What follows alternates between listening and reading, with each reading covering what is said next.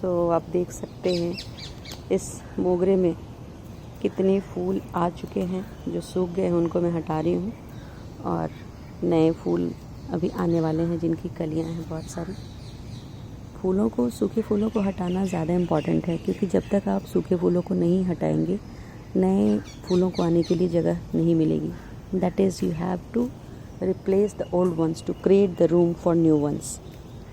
So this is practical thing, हर जगह इसका उपयोग होता है। सो आपको हमेशा जो भी आपके फूल हों उनके ड्राइड और जो भी मुरझाए हुए हैं उनको हटा दीजिए। वैसे तो जो लोग अपने गार्डन के फूलों का पूजा में इस्तेमाल करते हैं उनको ये करने की ज़रूरत नहीं पड़ती होगी ज़्यादा, क्योंकि उनके आधे फूल सेम डेट में टूट जाते हैं। पर मैं इनमें से नहीं हूँ, मैं थोड़ी अलग हूँ इस मामले में। और मैं फूलों को बिल्कुल भी नहीं तोड़ती। ओनली ऑन स्पेशल ओकेजन्स मैं इसमें से ले जाके भगवान पे सजाऊँ या अपने घर को सजाऊँ, तो मैं ऐसा करती हूँ। सो मैं आपको आज बताने वाली हूँ कि मेरे मोगरे के पौधे में ये अचानक से इतने सारे फूल कैसे आ गए। ये वाला तो फूलों से भरा है और वो जो सामने है मैं आपको जूम करके दिखाती हूँ। यस, इस पौधे की ग्रोथ भी बहुत अच्छी हुई है उस एक पर्टिकुलर इंग्रेडिएंट से, जिसके बारे में मैं आपको इस वीडियो के अंत में बताने वाली हूँ। सो बिना डिले किए मैं बता दूँ कि जैसे पौधों के लिए सबसे ज़्यादा ज़रूरी चीज़ क्या है? आप कहेंगे पानी, sunlight, soil, everything, but the basic thing जिसके बिना पौधा ग्रो ही नहीं कर सकता, that is water and soil both. मैंने वाटर का नाम पहले इसलिए लिया क्योंकि पहले लोग सिर्फ जो ट्रेडिशनल तरीका है पौधे लगाने का, उसमें लोग सिर्फ़ और सिर्फ मिट्टी के अंदर पौधे लगाया करते थे। पर अब हाइड्रोपोनिक वेज भी आ गए हैं जिसमें कि सिर्फ पानी के अंदर ही बिना मिट्टी के सहारे आप पौधों को लगा सकते हैं, ग्रो कर सकते हैं, और उसमें तरह तरह की सब्जियां, फल वगैरह भी लगाए जाते हैं। So that is different aspect of gardening.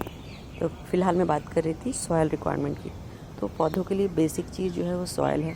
आपने सॉयल में पौधे को लगाने के बाद थोड़े दिनों के बाद आपको ऐसा महसूस होता है कि अचानक से बहुत सारे फूल जिस पौधे में आ रहे थे उनमें फूल आना बंद हो गया है, उसकी ग्रोथ रुक गई है।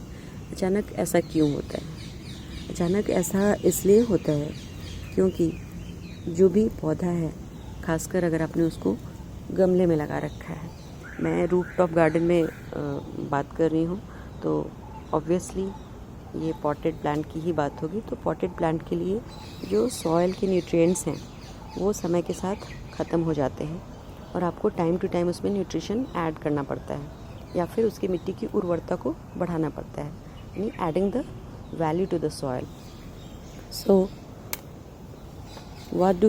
We add fertilisers to it, we add more soil, different soil to it time to time. लेकिन सबसे ज़्यादा ज़रूरी, जो इनसे भी ज़्यादा ज़रूरी है, वह ये है कि आप अपने पौधों की जो मिट्टी है उसकी उर्वरता को कैसे बढ़ाएं। उसमें नई मिट्टी ऐड करने की बजाय जो एग्जिस्टिंग, जो ऑलरेडी आपने मिट्टी डाल रखी है, उसको अच्छा कैसे बनाया जाए। तो उसके लिए सबसे पहले मैंने क्या किया, सिर्फ 2 इंग्रेडिएंट लिए। खासकर जो फूलों के पौधे होते हैं, specially I am talking about 2 plants, flowering plants in my garden. One is mogra and another one is hibiscus. इन दोनों में ही ये बहुत ही ज़्यादा काम किया, इसलिए मैं इस वीडियो में ये शेयर करना चाहती हूँ आपसे।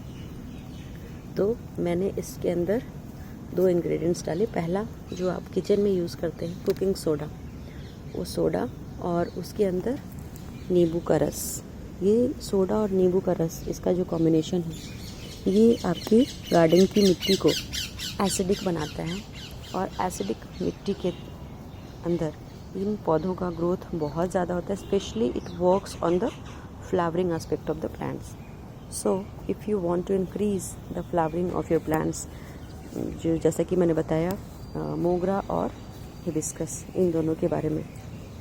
अभी सूरज की किरणें पूरी तरह से नहीं आई हैं, इसलिए हिबिस्कस अभी बड़ा नहीं हुआ है।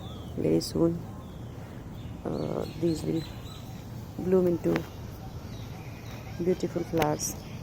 और इतनी कड़ी दोपहर में धूप में मैं देखने नहीं आ पाऊँगी, इसलिए अभी देख लेती हूँ उनको। फिर शाम को इनसे मिलना होगा मेरा। सो मैं फिर डिस्ट्रैक्ट हो रही हूँ अपने टॉपिक से। I was talking about the flowering plants, मोगरा एंड हिबिस्कस। सो मैंने उसमें कुकिंग सोडा को लेके उसके अंदर नींबू का रस डाला, उसको मिलाकर, और उसके बाद मैंने उसको मिट्टी की जड़ों में, पौधे की जड़ों में डाल दिया मिट्टी में। वह डालने के बाद मैंने ज़्यादा नहीं, सिर्फ 1 वीक का इंतज़ार किया है और ये पौधों की ग्रोथ आप देख सकते हैं। इतने सारे, एक फूल नीचे गिर गया था, उसको मैंने उठा लिया है। मैं जनरली फूलों को तोड़ना पसंद नहीं करती और ये पौधों में हूँ तभी ज़्यादा अच्छे लगते हैं। एक बार मेरी मम्मी ने बताया कि हमें फूलों को तोड़कर भगवान पे चढ़ाना चाहिए। तो मैंने उनको बोला कि मैं फूलों को भगवान पे ही तो चढ़ा रही हूँ। उसने बोला तुम तो तोड़ ही नहीं रही हो, चढ़ा कैसे रही हो? तो मैंने उसको बोला कि मैं ये गमले के साथ ही चढ़ा रही हूँ भगवान को। ये रहे हमारे भगवान जी, जो कि इनके सबसे बड़े एनर्जी सोर्स हैं, और उन्हीं का दिया उन्हीं को चढ़ा रही हूँ, और क्या करूँगी। So this is all about today in Shugu Ki Bagya. Keep watching, please subscribe to my channel and enjoy beautiful nature with me, Monica Bhardwaj.